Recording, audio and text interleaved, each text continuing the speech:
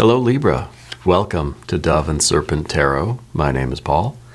If Libra is your sun, moon, or rising sign, this is your tarot card reading. Remember to hit the like button, leave a comment, consider subscribing to the channel, especially if this reading resonates with you. If there is anything you would like me to pray over or meditate upon or send positive energy toward, please let me know. Now, this is going to be a general reading, so try to be open and receptive to whatever may come through during our time together. I am merely the messenger. And I ask you to connect directly with each of these cards and use your own intuition to take you beyond the details that I might provide.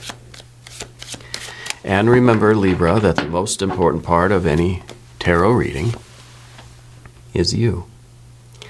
And we've got the Princess of Wands. This is sometimes an impulsive energy. This is kind of an energy that, in some ways, it's an uninhibited kind of creative act. Okay, that this is perhaps spontaneity. You know, that this is us doing something that we're trying not to let our thoughts and our feelings interfere with it. We just want to feel it and do it, right? We just want to sort of get the inspiration and go forward with it, okay? This is kind of an energy that's sort of dancing with the tiger here, right? If we stopped and thought about it, we would probably not do it, okay? If we waited, gave ourselves a chance, we'd probably get scared and we would not go forward with this. So I feel like you're inspired to do something. I feel like you're somebody right now who is deeply inspired by something, and we want to continue moving forward with something without kind of pausing to give ourselves a chance to be afraid, you know, for us to kind of not like think twice about it. Okay, so this is a very inspired energy, and it's kind of like you feel like somebody who usually thinks things through very, very thoroughly. Okay, it's kind of, you're Libra, that's what you're sort of known for, you know. Weighing the options and that sort of thing. I feel like this is not one of those times. This is a time in your life where you're trying not to analyze, not to think, not to like weigh the pros and cons and all that stuff. You're trying to just kind of receive the energy and allow it to flow through you. Let's see what's going on here. Let's see what this is all about, and let's see what's becoming of it. Next card we have, of course, is some air energy. But the Two of Swords is not about really thinking, it's not even about weighing the options, right? It's trying to go the other route, the lunar route. We'll talk about that in a minute. We've got a Three of Cups underneath everything. We've got the World card or Universe card. We've got an Eight of Wands. We've got a Seven of Cups now. Interesting. Over here, Nine of Cups. There we go. We've got the Queen of Swords. We've got a Five of Wands and a Nine of Swords at the end. We kind of have like, there's these cards that kind of show like this could be really, really good or it could be really, really bad. It could be a Seven of Cups or it could be a Nine of Cups, right? It could be something that really gives us a sense of direction and creativity and freedom, or it could be something that is kind of just more trouble than it's worth, right? We even see here that if we use our intuition and we allow ourselves to just keep moving forward, or we kind of, we talk ourselves into being very, very afraid of something, right? That Nine of Swords. At the end, let's select the mystery card, bonus card, confirmation card. This is a random card from the Smith-Waite Tarot. This is the factor infinite and unknown. We're going to put Kevin, aka Mr. Bates, right there on top. Now, we're not going to look at that card until the very end, but it will tie everything together and it will give us the confirmation that we need. If at any point during the reading you have a hunch, a feeling, you want to make a prediction about that card, put it down in the comments, okay? It's always a good time to exercise our intuition. We can do it as sort of a group effort, all right? Let's take a look around the room. Major Arcana. Yes, we've got the World card. It doesn't really help us, right? Because this is kind of an effort a project, an endeavor. This is an inspiration that you have that really is going to change your whole world, right? This really is kind of, I feel like this could change everything. I feel like this is also talking about the unknown possibilities. This is kind of the realization back here that, yeah, this could go either way. But I feel like it's kind of the origination of this fiery, inspired Princess of Wands. I feel that you have this opportunity now to do something very, very significant in your life. Life-changing, world-changing, universe-building, right? But as of right now, it's sort of unmanifest. It's still a potential sort of thing, right? But it's the opportunity is there for you to leave your mark on the world. Now, we've got obviously some fire, some fire, some fire. Okay, we've got some water, some water, some water. We've got some air, and some air.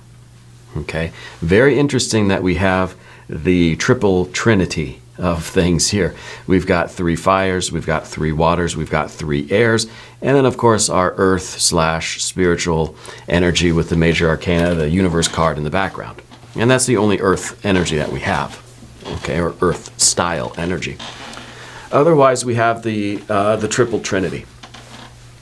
And we could sort of split all of this up and look at it in those kind of groups of 3, okay?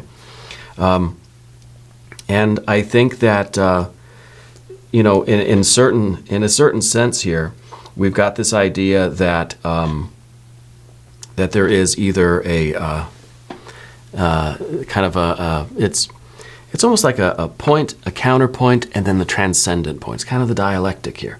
It could be things could either go really, really bad or really, really good, or we could transcend that and do something.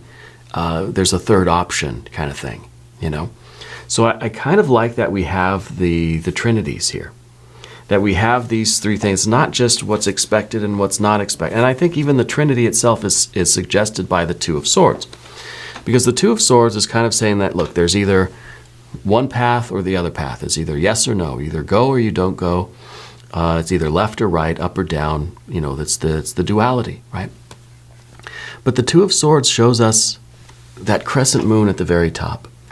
It shows us that it's not about judging the options and seeing things black and white, good or bad, yes or no, successful or a failure, right? It's showing us that there is that third option. There is that transcendent option. There is the path that is not left or right, but it's intuitively moving forward. Okay? So in some ways, we're bringing ourselves out of the duality of things here. I feel like the 2 of Swords really is your decision to act on this impulse, to act on this fiery, inspired energy that you have, to do this big thing, to change the world, to change your life, to leave your mark on the world, But the way to make that decision is not through sort of calculating, weighing the pros and cons, and seeing things as kind of either or black and white, right? But it's about following that intuition, following that psychic energy, that spiritual energy, following your gut, following the intuition, the inspiration itself. Okay? And of course, with this, we sort of invoke the other aspects of the air energy too, the Queen of Swords, of course, and the 9 of Swords. The Queen of Swords is sort of you rising above everything to get a larger perspective, getting outside of the feelings, getting outside of the kind of rational mind, and seeing the outcome of what this is.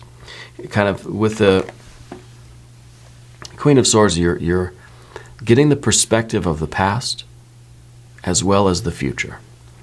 So you're able to sort of trace, see the trends of energy, the patterns of energy, and see how things might unfold, right? It's kind of rising above everything and getting a good assessment of what it was and what it will be. Okay. Whereas the Nine of Swords at the end is kind of like we are right down in the mud trying to figure it out as we go. See, it's kind of two different perspectives here. Okay, this is sort of analyzing the data while we are sort of immersed in all of the data. It's like we're looking for the needle in the haystack, and we're in the haystack and we're digging around for it, right? On the other hand, the Queen of Swords is kind of rising above, getting in a little drone or something, and looking up from the top and looking down on that pile of hay, that haystack, and trying to figure out where that needle might be.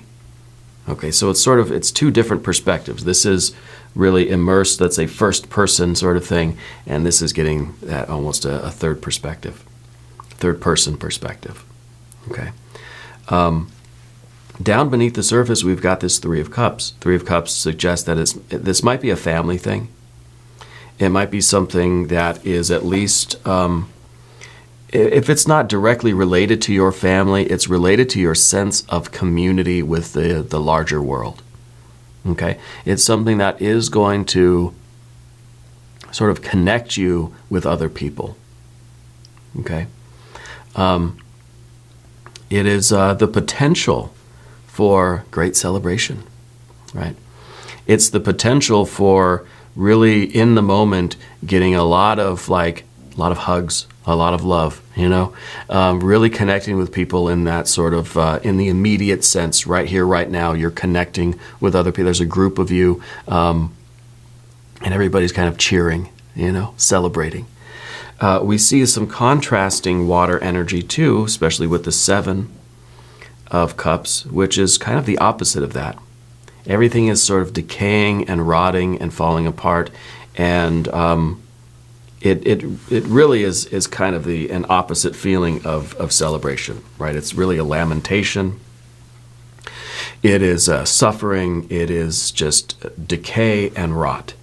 All right, and of course we've got a Nine of Cups too, and if we look at these two cards in this way, we kind of think that it's, all right, maybe it's either immediate gratification or immediate just kind of disgust and immediate sadness and sorrow and suffering and loss, and it just does not feel good at all in the moment.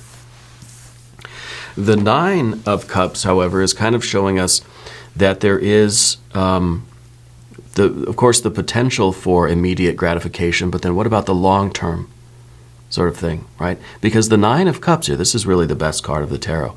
It is fulfillment and abundance. It's really a Three of Cups on the physical, financial plane, but also on the intellectual, emotional plane and the spiritual, creative plane.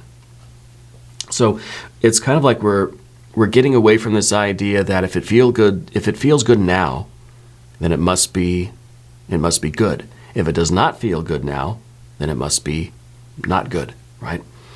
The Nine of Cups is showing us that there is more than just that immediate satisfaction. Okay, there are higher planes of your fulfillment and your the depth and the richness of your experience here.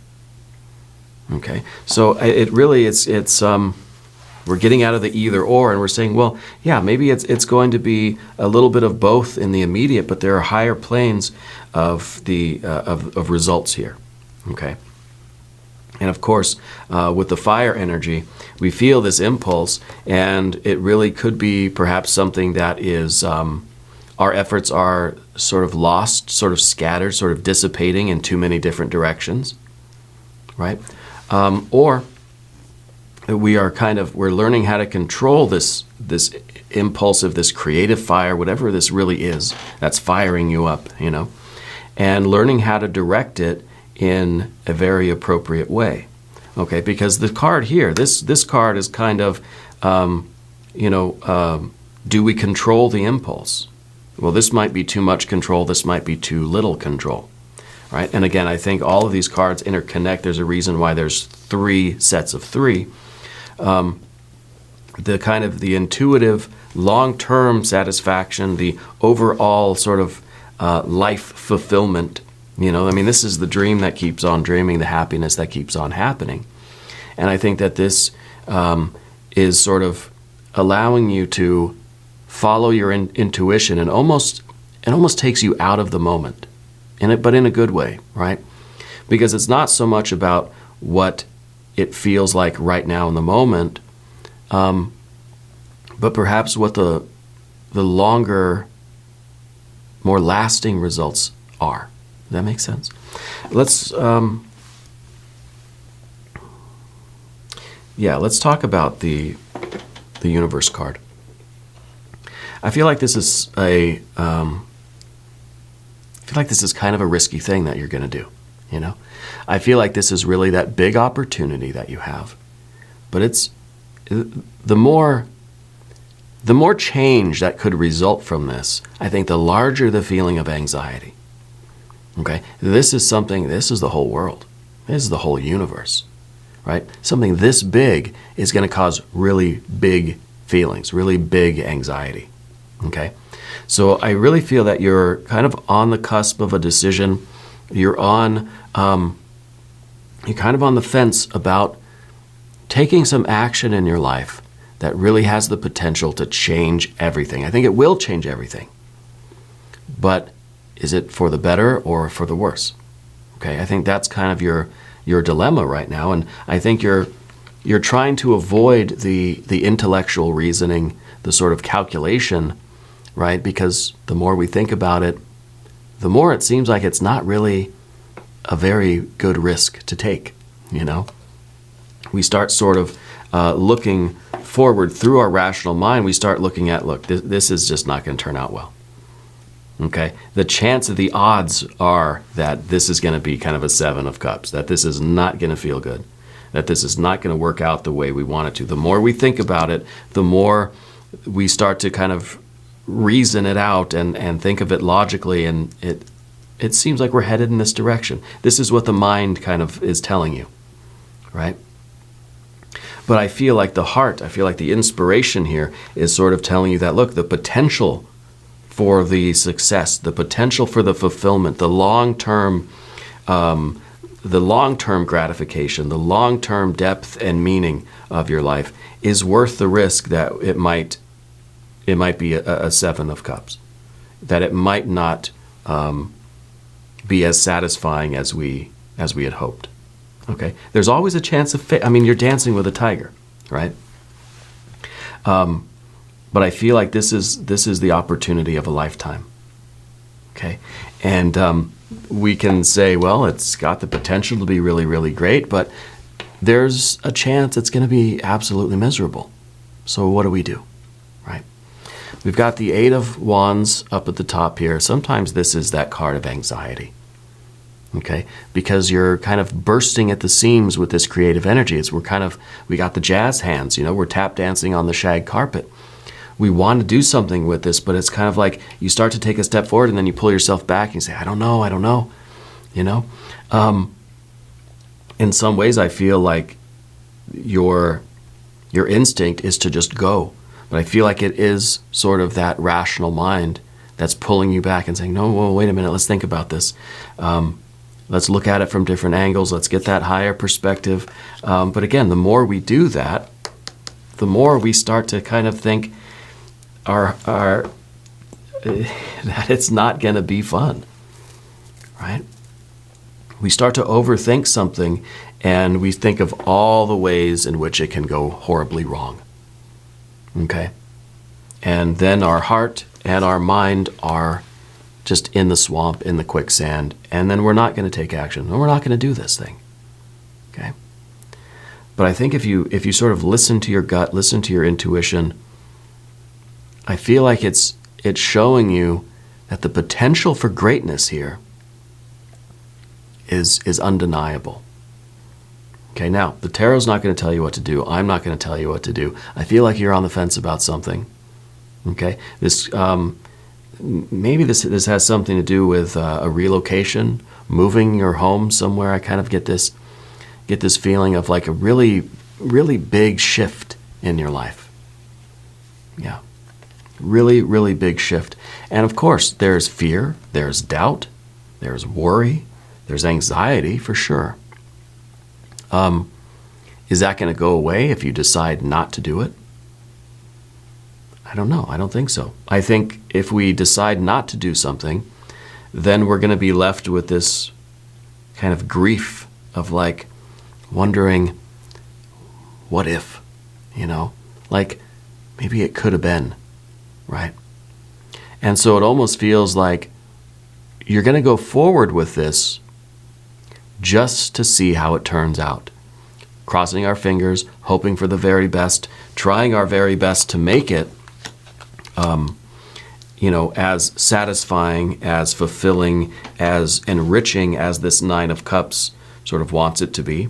We know that there's potential in this situation, and we want to realize that potential, right? The Three of Cups on all three planes, right? So we've got the repeating threes, the groups of 3 threes is very important to you right now. That's your lucky series of numbers for sure right now.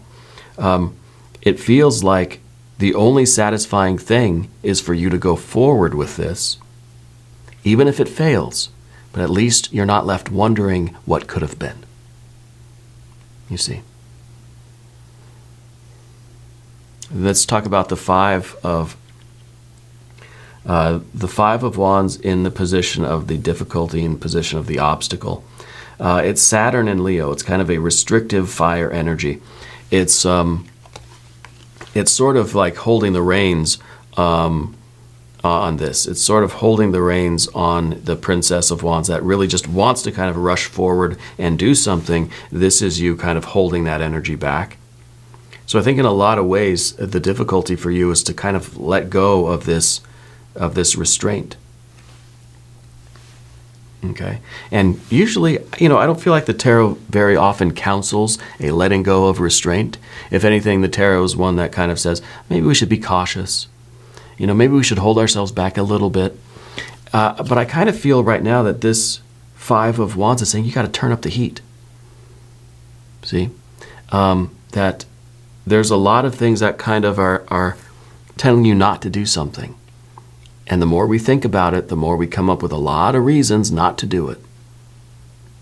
Okay, so the difficulty is to just kind of just turn on the stove and start cooking. Crank that thing up. Let's get that water boiling. Let's get the pasta in the water, Sometimes less is not more. Sometimes less is not enough, right? So it's almost through your too conservative efforts that nothing can really be produced by this. Okay, so somebody that is attempting to do something and they kind of do it kind of half-assed, right? They do it with just a little fraction of energy and it doesn't work out. And then they say, see, I told you, I'm no good at this, right? Well, of course you're not any good at it because you didn't give it any effort, We think of some, like a kid that doesn't really want to play baseball, but their parents have signed them up, and they're just sort of lazily swinging the bat around and lazily throwing the ball. And they say, I'm bad at this, right? The effort that is required here, I think, is a great amount of effort, okay? And with the Eight of Wands up here too, I feel like this is something that's going to take a lot of your concentration. You're going to have to really put in all of your effort to this thing and not scatter your energy around too much. Because then there's not enough effort for this really huge, big, life-changing thing that you're kind of on the cusp of. There's not enough effort to really make any headway there. So in that sense, might as well not do it at all. If you're not going to give this everything you have, no point in doing it. Okay? I feel like you moved a lot when you were a kid. Now you had several homes when you were a kid. And you moved around a bit. I want to let's do a Language of Flowers card. Also, there's a connection with frogs. I don't know what your connection is with frogs or toads, but I think they are a very prosperous, very lucky symbol for you right now, okay? And also, do you have a lava lamp, or you used to have a lava lamp in your room?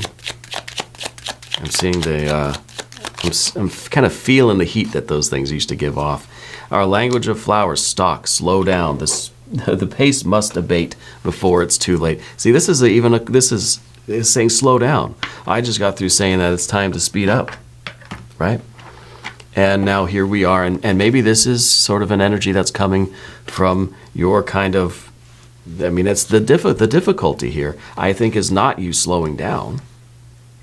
But we could look at it that way. We could say that, hey, maybe this Princess of Wands is out of control. There's too much energy being scattered around everywhere that nothing is able to really get accomplished. So maybe we do have to sort of slow down and focus the energy. Okay? It's kind of, well,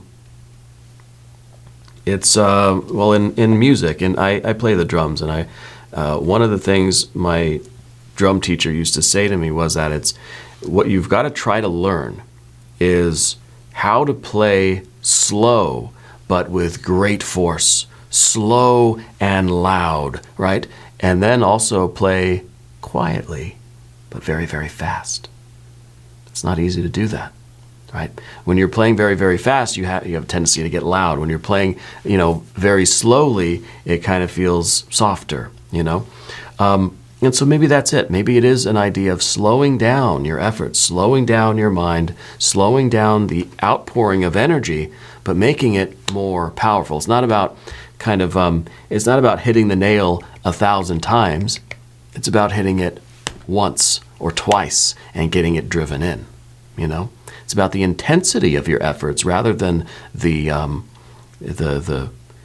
of the quantity of those efforts, right? So maybe that makes sense. And maybe that's what we're being told to kind of look at here is how fast we're moving versus how effective that movement actually is. Okay? Very, very interesting there. Spirit's also showing me something about a water bottle for you. I don't know if you drink some special water, you have a special kind of water container next to you. I feel like the tags are still on it. I don't know if you just bought one or if you bought it but never used it. I don't know what that is about. Yeah. Let's do an empowerment oracle card, and then we'll look at the mystery card, okay?